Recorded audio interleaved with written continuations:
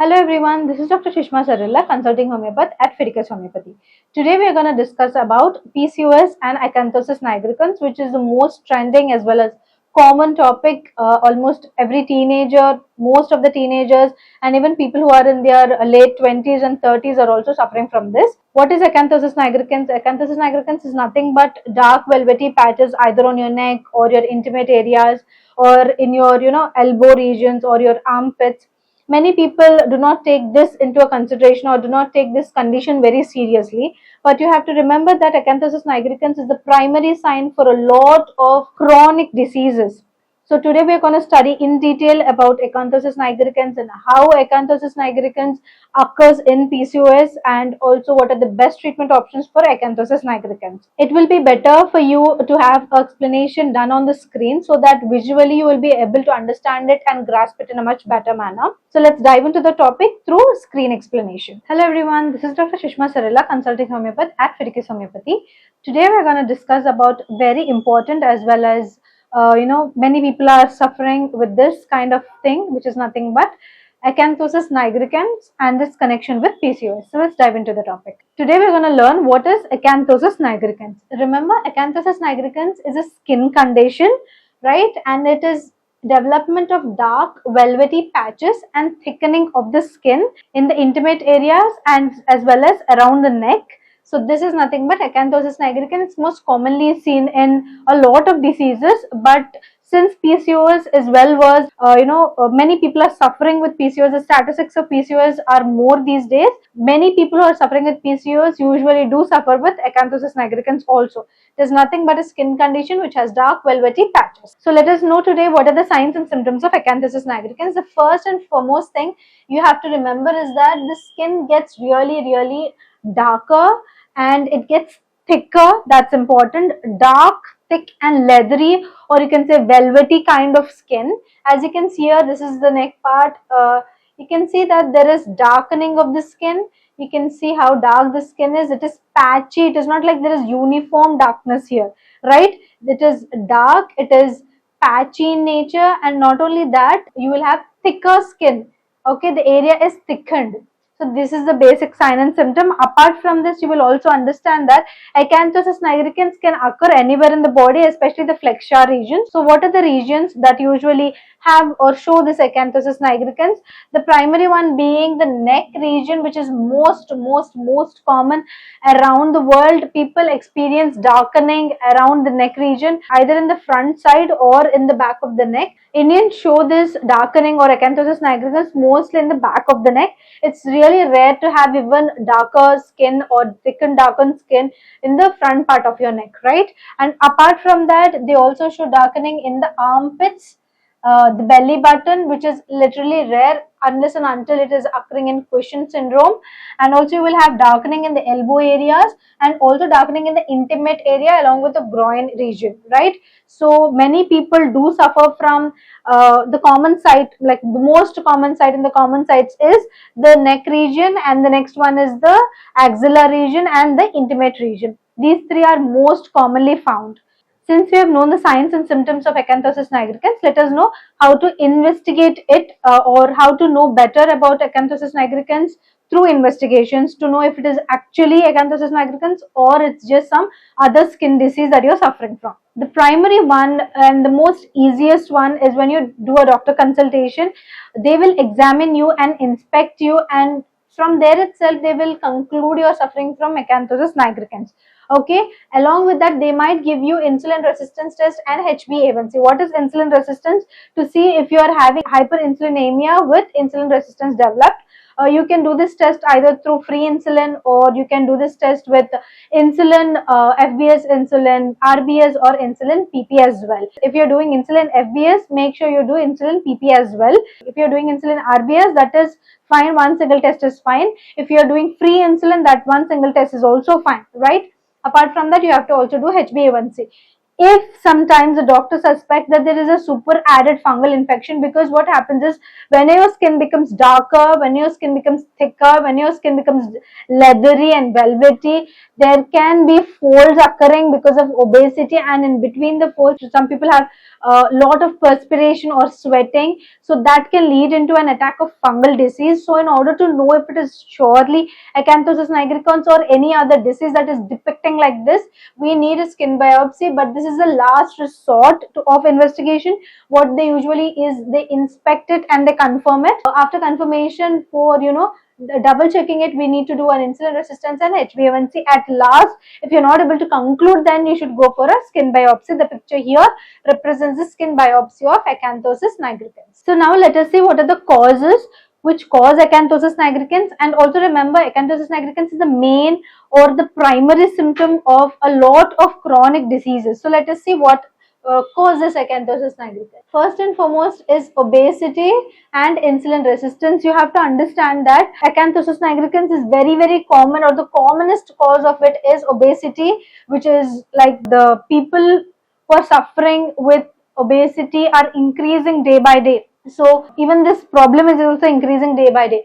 Even obesity with insulin resistance, the people who are suffering from these two diseases also really high. If you're developing obesity due to hypereating, hyperlipidemia, or if you're developing obesity because of Cushing syndrome, or if you're developing obesity because of hypothyroidism, obesity due to PCOS, all of this will have insulin resistance as the background member.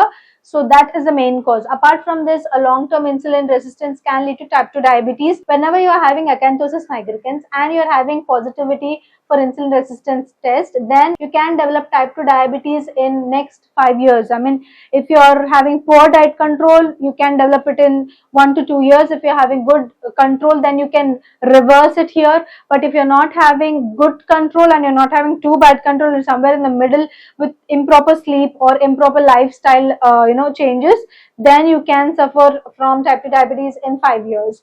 Apart from that, polycystic ovarian syndrome we see commonly, especially people who work in as our clients into this Fideicus homeopathy, or people who are online share pics of their dark, thick, leathery neck, the elbows and the armpits. Acanthosis nigricans appears 2 to 3 years before your type 2 diabetes. Also, it appears as the first sign in PCOS if it is having insulin resistance as the background. It appears as the first sign in Cushing syndrome also. So you should not take this acanthosis nigricans for granted, right? And then we have Cushing syndrome, as I already told. People who stress out a lot or have familial tendencies, they have high cortisol level, which leads into Cushing syndrome. And people who are suffering from hypothyroidism and obesity can show acanthosis nigricans as a primary feature. After certain medications, if you are feeling that your body is getting a little darker, or your back of the neck, your armpits or your elbows are becoming a little bit thicker and darker, stop the medications and consult your doctor who has prescribed that as soon as possible. Apart from that, in certain cancers and in familial tendencies, you do suffer from acanthosis nigricans, right? And if you are having a lot of stress and you're not eating properly, sometimes in syphilitic conditions, like people who have or who take blame on themselves and continuously say bad things to themselves and degrade themselves, will suffer from autoimmune, mostly suffer from autoimmune diseases. So if they are and acanthosis nigricans can also be a part of this autoimmune disease. Apart from that, there are certain genetic syndromes which lead into acanthosis nigricans, right? So anyhow, acanthosis nigricans is a primary feature, or it is just like a sign which says like something is wrong in your body, and you have to change, or you have to make your lifestyle much more better. Now we will be seeing how PCOS and acanthosis nigricans are connected to each other. Remember, here we are talking only about females. Even males suffer from acanthosis nigricans due to different diseases. It can be insulin resistance, type 2 diabetes, Cushing syndrome, familial tendencies, or it can be genetic syndromes, right? But in females, acanthosis nigricans due to PCOS is a little bit more. So let me explain the pathology, right? So if you take a person who is suffering from acanthosis nigricans, you take a PCOS patient who's suffering, right? How does acanthosis nigricans develop in them? PCOS has a characteristic feature of insulin resistance. or hyperinsulinemia. What is hyperinsulinemia and this insulin resistance? You have to understand that if, for example, my blood sugar is 80, right? I've just had a chocolate, and after some time my blood sugar rises up to 140. Okay, so what does the brain does is that the brain thinks that since the blood sugar is high and the cells need this blood sugar for day-to-day work, what does that do? It tells the pancreas to secrete insulin, and when the insulin is secreted, the cells have a lock, and insulin is like a key. Insulin goes into the cell, it opens the cell lock, and then glucose from the blood enters into the cell for day-to-day activities. But what happens either in genetic conditions or in PCOS or in certain mutations or in the familial tendencies or in Cushing syndrome or in autoimmune diseases, there are some molecular changes in this lock. Even though the insulin is there, we are not able to open the lock, right? So what the brain does is that it does not recognize the molecular change in the lock, but it recognizes only the blood sugar which is spiking in the blood. So what it tells the pancreas, you do a little bit more work and secrete a little bit more insulin. So the insulin is there, the blood sugar is also high, the insulin is also high, but there is a problem with the molecular lock, right? Or it can be such that in some autoimmune diseases and also in some PCOS patients, what happens is that the lock is normal, but the key, that is the insulin, there are duplicate keys made, like there are antibodies for this insulin. So before the insulin get released, this key which is just like insulin, goes and attaches to the lock, but it does not open the lock. So the glucose is not going from the blood into the cell. The glucose is still there. There is a lot of hyperglycemia, what we call hyperglycemia is there. Then we have this hyperinsulinemia, and then on a longer run we have insulin resistance developing, right? Even though there's a lot of insulin, the cells are resistant to it because of the molecular changes. Fine. So from here, what happens is that after insulin and after this hyperinsulinemia, insulin has a characteristic of growth factor activation. It has a characteristic of activating the growth factors. So what does this growth factor do is that it acts on the keratinocytes, which are the skin cells. The name of the skin cells are keratinocytes. So what it does is it just signals the skin cells to develop more faster, to become more thicker, to become more darker with the production of melanin, right? So this, what happens is, because there is growth factor activation, the skin cells which are supposed to have or supposed to develop within 28 days or 28 days will develop rapidly between 5 to 10 days, and then the skin is becoming thicker, and uncontrolled it can become much thicker. It will lose luster, it will lose all the glow, it will lose all the color. The insulin will trigger the growth factors, and growth factors will trigger the melanin or melanocytes. They will produce a little bit more darker skin tone, which is patchy in nature, which is not good to look at. So the skin is usually becoming thicker. If you take 28 days for the skin to completely come up and become a little thicker, because of this acanthosis nigricans condition, or because of this insulin resistance condition, the skin will become thicker or proliferate faster or grow faster within 10 to 12 days itself. Usually it should take 28 days, right? But it is taking 10 to 12 days, so skin becomes thicker, it lacks luster, it lacks glow, and it will become really darker. And after becoming darker, what happens? This appears as acanthosis nigricans. And there is continuous insulin resistance and hyperinsulinemia and PCOS. So it triggers acanthosis nigricans as well as it maintains acanthosis nigricans. I think with this slide you have understood how important maintaining your sugar level is, either in PCOS or any of these chronic diseases. Now let us see the conventional form of treatment for acanthosis nigricans. Here we are not discussing particularly about PCOS because we have already discussed what are the best treatment options for PCOS in our previous videos. But if you do want to check it out, the link will be provided in the description box. You can go and check out our PCOS videos. Apart from that, let us get into the topic. If you're someone who's suffering from acanthosis nigricans, what will your dermatologist give you, or what will your allopathic doctor prescribe to you? The first and foremost thing is retinoids, or they will be prescribing you keratinolytes. So what happens with this retinoids or keratolytics is that the problem with them is, after you start using them, the skin cell turnover is increased or hastened. The skin becomes thinner. The darkness little bit decreases a little bit, or it completely goes away sometimes. But the problem is, as soon as you stop using them, it will recur back, because these retinols or these keratolytics, they do not act on the hormones which are causing this acanthosis nigricans. They are just topical treatments, right? Apart from that, you will get treatments with urea if you are having, small bumpy skin, especially near the elbow area. Urea works really well, but the problem with this is after you stop doing this, the whole things return back, right? And there are other therapies which are much famous. They are getting a lot of fame recently on Instagram, which are dermatoabrasion or dermabrasion or laser therapy, chemical peels, and Sorlin plus UVA. You can get these treatments, but these treatments do not target the cause, which is the hormonal imbalance. If you take allopathic form of treatment, hormonal imbalance is treated with hormonal contraceptives, and that is not the OG treatment for PCOS. It does not cure PCOS. It does not alter its outcome or make the prognosis really good.